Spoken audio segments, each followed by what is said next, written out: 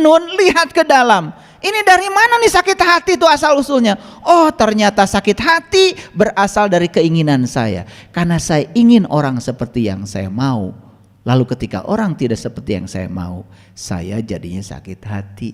Sadar kalau sakit hati buatanmu, bukan buatan orang. Mulai sekarang saya stop menginginkan orang seperti yang saya mau. Saya hanya ingin saya aja menjadi yang terbaik. Mulai hari ini saya akan ungkapkan cinta. Saya stop memaksakan cinta. Mulai hidupmu penuh berkah. Keren gak kalau gitu? Sebentar, belum keren. Kalau belum tahu kode rahasianya, emang udah ketemu sin? Ketemu dulu ya, ketemu dulu, cari sin yang bisa membuka rahasia ba itu. Menggunakan bahasa amsal, menggunakan bahasa perumpamaan.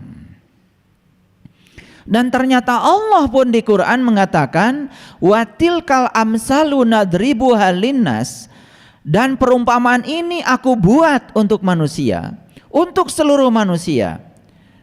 Wa may yaqiluha illal alimun, dan tidak ada yang akan memahami perumpamaan ini kecuali orang yang berilmu.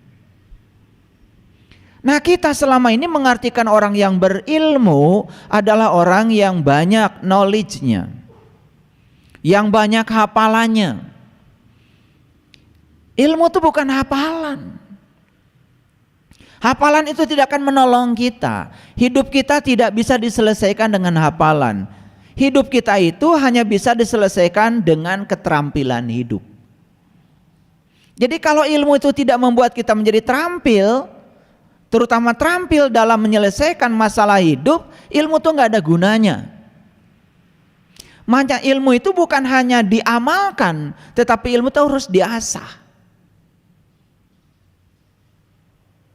Contoh sederhana, leluhur kita mengatakan ya bahwa jalan keselamatan itu namanya jalan Shirathul Mustaqim. Menggunakan bahasa amsal, menggunakan bahasa perumpamaan.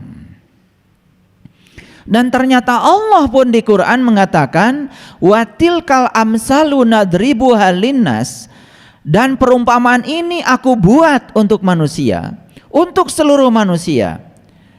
Wa may yaqiluha illal alimun, dan tidak ada yang akan memahami perumpamaan ini kecuali orang yang berilmu. Nah, kita selama ini mengartikan orang yang berilmu adalah orang yang banyak knowledge-nya, yang banyak hafalannya. Ilmu itu bukan hafalan. Hafalan itu tidak akan menolong kita. Hidup kita tidak bisa diselesaikan dengan hafalan. Hidup kita itu hanya bisa diselesaikan dengan keterampilan hidup. Jadi kalau ilmu itu tidak membuat kita menjadi terampil, terutama terampil dalam menyelesaikan masalah hidup, ilmu itu nggak ada gunanya. Makanya ilmu itu bukan hanya diamalkan, tetapi ilmu itu harus diasah. Contoh sederhana, leluhur kita mengatakan ya bahwa jalan keselamatan itu namanya jalan Shirathul Mustaqim.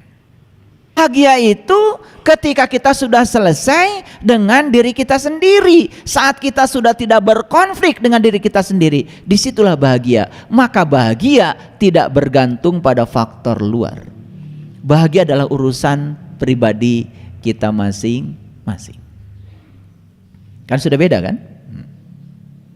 Sama seperti enak dengan nikmat. Ternyata nikmat itu hanya diberikan kepada para nabi, para siddiqin, para syuhada, para sholihin.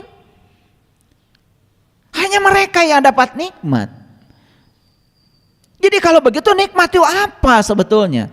Ternyata nikmat itu nggak ada kaitannya dengan uang, nggak ada kaitannya dengan makanan, nggak ada kaitannya dengan urusan-urusan yang bersifat materi. Karena nikmat yang sesungguhnya adalah merasa selalu bersama dengan Allah.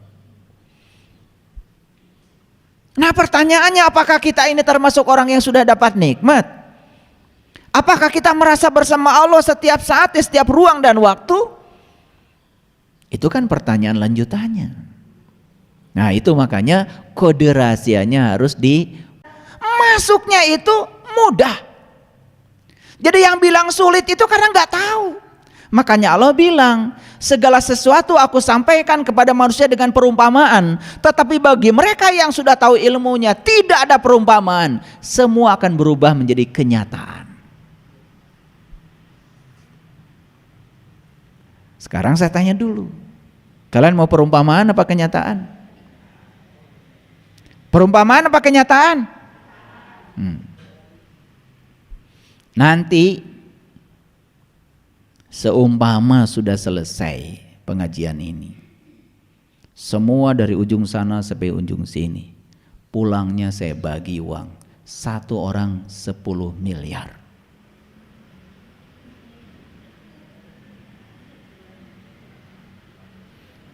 Seumpama uangnya ada.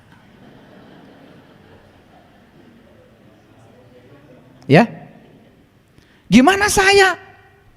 Saya akan bikin umpama baru lagi untuk saya.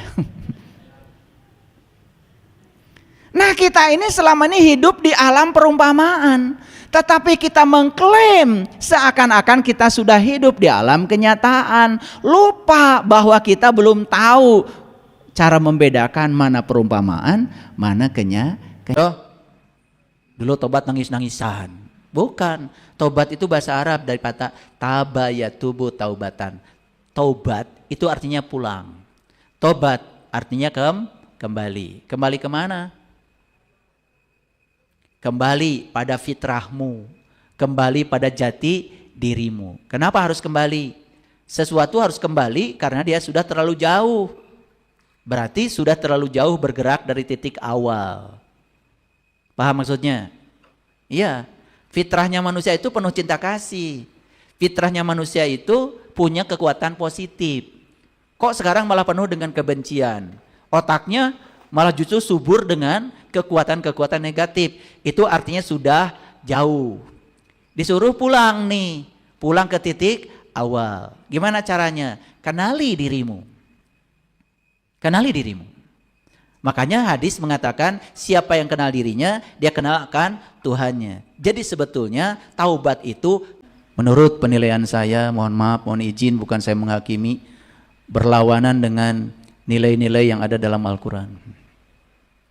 Malah justru saya melihat di negara-negara tertentu yang mereka tidak mengaku berpedomankan Al-Quran. Mereka juga tidak sibuk membicarakan agama, tidak sibuk membicarakan Tuhan. Justru nilai-nilai Al-Quran malah tumbuh di negara-negara yang seperti itu. Negara-negara yang beradab. 10 negara paling bahagia di dunia. Justru negara-negara yang sama sekali masyarakatnya tidak membicarakan agama, tidak membicarakan Tuhan. Bahkan tidak ada kajian-kajian seperti di sini. Tetapi mereka hidup dengan damai. Mereka mematuhi aturan. Mereka takut dengan korupsi. Mereka tidak rela mengambil hak yang bukan haknya. Setiap ada undang-undang, kesepakatan bersama dalam hidup bermasyarakat mereka taati.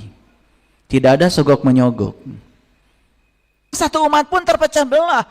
Masing-masing merasa kelompoknya paling benar. Jadi gagasan saya, kebenaran itu harus universal.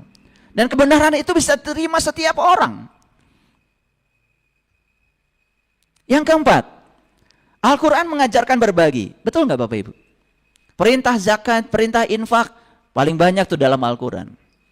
Berarti kalau Al-Quran mengajarkan berbagi, Al-Quran itu mengajarkan kita kaya, bukan? Bukan mengajarkan kita menjadi peminta-minta. Bayangkan ya, santri yang tidak tahu apa-apa belajar di pondok pesantren, malah disuruh untuk meminta-minta. Meminta-minta sumbangan. Dididik supaya tangannya di bawah. Bukan diajarkan berbisnis, berusaha supaya mereka berdaya, menjadi orang yang memberi. Tapi kita semua abai, menganggap itu biasa.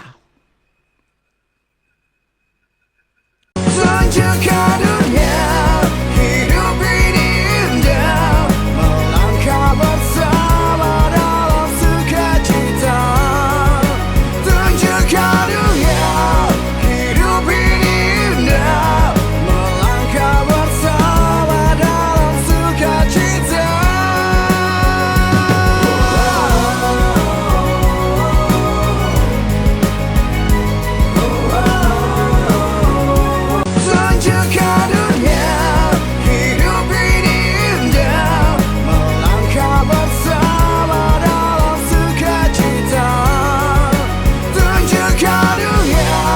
Udah nggak apa-apa ya. Saya kasih 40.000. Tapi ketika memberi jangan transaksional. Percaya. Harus percaya. Kalau ragu-ragu jangan. Bangkrut. Kok udah ngasih. Tapi nggak datang-datang nih. 700 kali lipat. Karena saat ngasihnya tidak merasa berkelimpahan. Saat ngasihnya merasa kekurangan. Like attracts like. Yang datang ya kekurangan. Makanya mau ngasih itu harus dia rasa berkelimpahan. Gimana berkelimpahan? Lihat saya semuanya. 50.000 dikeluarkan 40.000. Gimana kok bisa merasa berkelimpahan? Ya Allah. Kan kita bersama Allah yang Maha Kaya. Hasbi Allah, hasbi Allah. Percaya sama saya. Dan saya sudah melakukannya itu. Dan saya sudah berkali-kali setiap saat melakukan itu. Luar biasa Bapak Ibu. Jadi super cerdasnya Al-Quran itu keren sekali. Lanjut. Udah dicatat? Orang bertakwa cirinya apa? Berinfak di waktu lapang. Orang yang tidak punya cinta. Mulai mikir. Jangan-jangan korupsi. Jangan-jangan main tuyul. Jangan-jangan ke Gunung Kawi. Makanya orang yang punya sifat iri pada kebahagiaan orang lain. Selamanya miskin. Kenapa? Dia telah mengungkapkan perasaan negatif terhadap uang. Makanya uang gak rindu datang sama dia. Gak rindu. Coba sekarang, kalau lihat orang yang punya uang banyak, ikut senang, ikut bahagia, mendoakan, bahkan bisa merasakan kebahagiaan orang itu. Kalian akan punya uang seperti orang itu. Puas, itu berasal dari kekuatan positif. Itu yang harus diinpuskan ke perasaan kita. Sebaliknya, bosan, jengkel, khawatir, mengecam, marah-marah, benci, cemburu. Nah ini nih, uduk yang bagian depan. Bahkan rasa bersalah pun sebetulnya itu ketiadaan cinta. Mahal tugas sholat itu bukan dirikanlah sholat supaya kamu tidak mengingat apa-apa. Bukan. Dirikanlah sholat untuk mengingat Allah. Jadi ketika kita lupa nggak ingat apa-apa, itu bukan khusyuk. Itu nggak eling. Sedangkan yang dimaksud oleh Allah itu sebetulnya adalah mengingat Allah. Dan untuk mengingat Allah kan harus tahu dulu yang mau diingatnya. Paham? Gitu. Awas ya, ketika kalian Allah bedep, nggak ingat apa-apa. Itu nggak eling itu. Dan selama ini ketika nggak ingat apa-apa diklaim khusyuk. Padahal khusyuk itu mengingat kepada Allah. Sama dengan orang yang perasaannya baik-baik, biasa-biasa saja maksud saya. Itu hal tugas sholat itu bukan dirikanlah sholat supaya kamu tidak mengingat apa-apa. Bukan. Dirikanlah sholat untuk mengingat Allah. Jadi ketika kita lupa nggak ingat apa-apa, itu bukan khusyuk. Itu nggak eling. Sedangkan yang dimaksud oleh Allah itu sebetulnya adalah mengingat Allah. Dan untuk mengingat Allah kan harus tahu dulu yang mau diingatnya. Paham? Gitu. Awas ya, ketika kalian Allah bedep, nggak ingat apa-apa. Itu nggak eling itu. Dan selama ini ketika nggak ingat apa-apa diklaim khusyuk. Padahal khusyuk itu mengingat kepada Allah. Sama dengan orang yang perasaannya baik-baik, biasa-biasa saja maksud saya. Itu